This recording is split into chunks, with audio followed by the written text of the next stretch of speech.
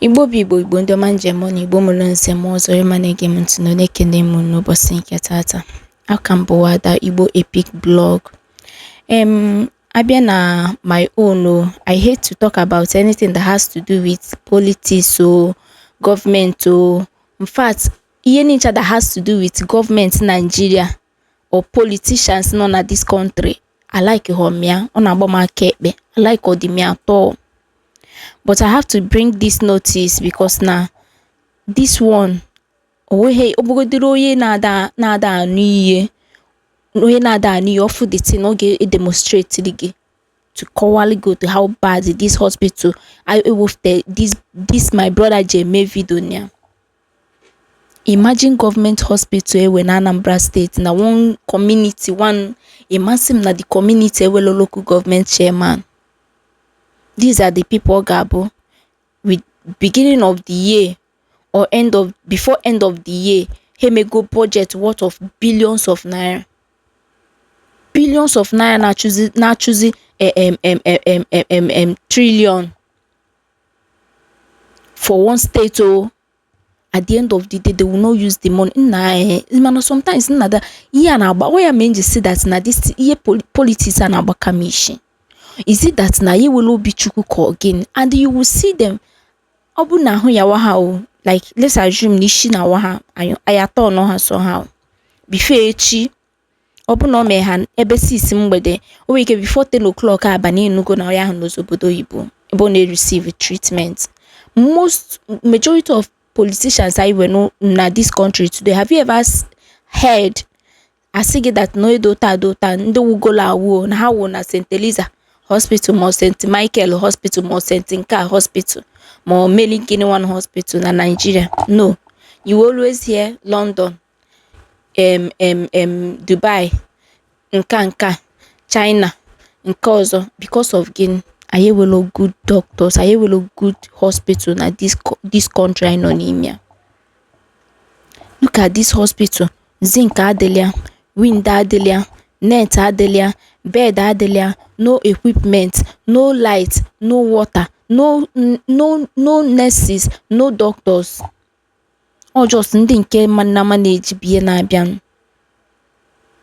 A hospital like open a mother senior from outside country can visit as a friend and you are governor of the state or maybe local government chairman or we see take me round can je go the community no can je one or two ifele ekwegi iburu mmadụ land on at this particular hospital.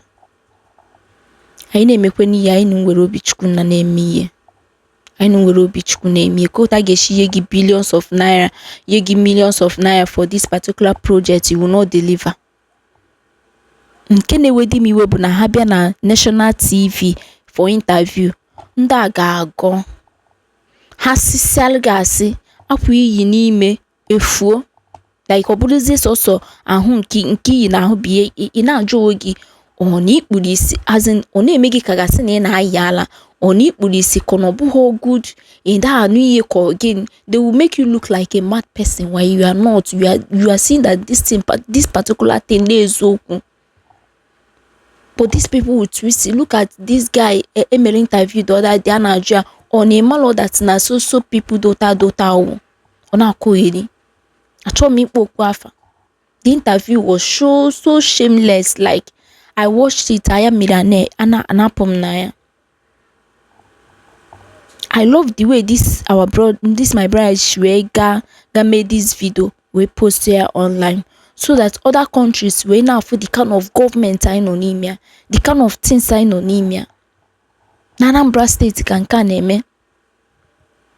Anambra nke abugo 5 flyer kenke nke anyị na-afụ ha ya nke akabugo dị no just no ijeze n'ime village as no way bụ ịma no way village ọ ga-abịa bata ọkada wee ike ivu gị dị ka 5,000 to get there or maybe 4,000 or maybe ịmago ha na-ewe buses n'abalị ijeze ebe ahụ ifu na ha ewe dị chacha ifu na ha ewelo chacha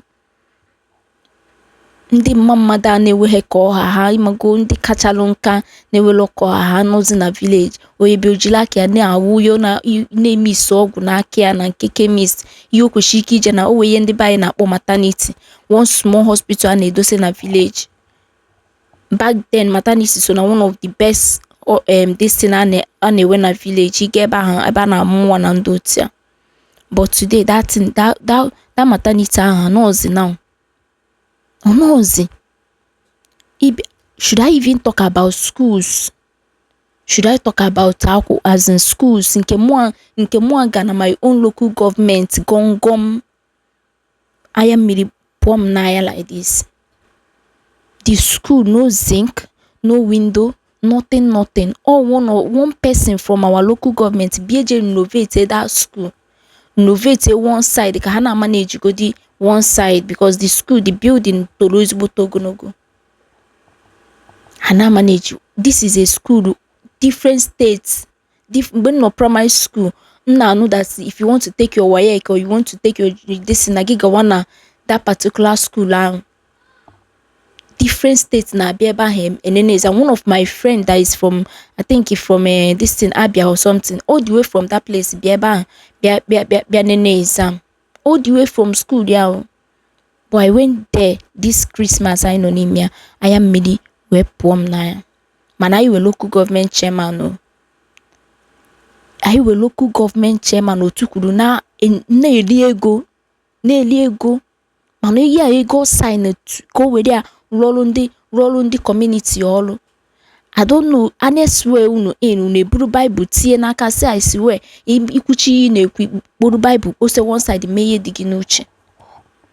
Ụfọdụ they cannot even give anything for community we get at the end of the day if ha ka ha juru na church na a campaign is even a shameful thing that now we have this kind of government and the big men like ndị Igbo anyị pụta na campaign for this regime na say baba or nothing is a shameful thing to me.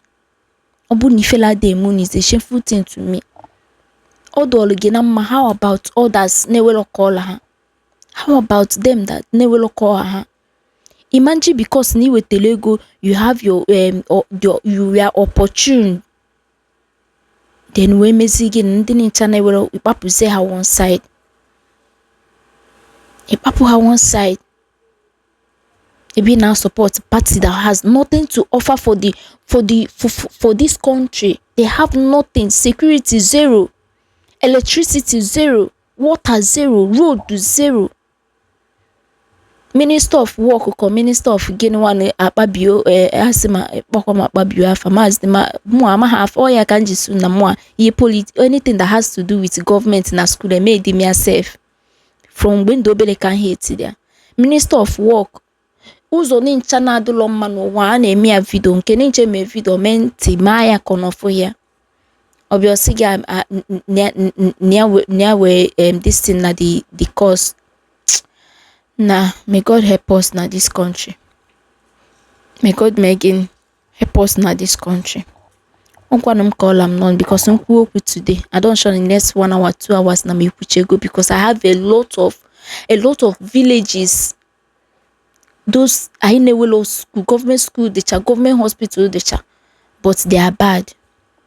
Imagine no the citizens of this country being renovate school, renovate hospital, men care, men cause. But I assign ego every day. Ego neka Nigeria G today is uncountable. Ebega na channel kan na malo. Ejego polu boss nincha pojuche eje make campaign 2027. But we don't have any emergency bus for hospital. Like in a mad collapse, I don't even know. May God help me, oh. May God help me because once I want shifting at this country, coming back, if he knows himself, I'm like nankachalon kasi na uzim makachi. Because this is a very messed. Our country is messed up. Over that nando budo also gabia di wela itself nga like ya. Open another country they treat it like this. I will even prefer it than ndi no within. As a governor, as a president, as a local government chairman, but you are just nothing. You don't have any good impact. Ebe ndi inachino.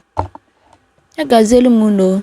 ọkwanụ m kọọla m n'ọnụ unu abụ gọvanọ na ndị loko unu ọka ifele ga-eme because mgbe gị na nwa gị na mmadụ ga na-ekwu kwasị na onye nke mpịa bụ gọvanọ 2027 2028 ma 2030 ma 2012 onweghị ihe mpịa lụrụ, it will be a shameful thing to you. And go abu son or daughter of government and you are seeing all these things because you are now swimming in ocean of money.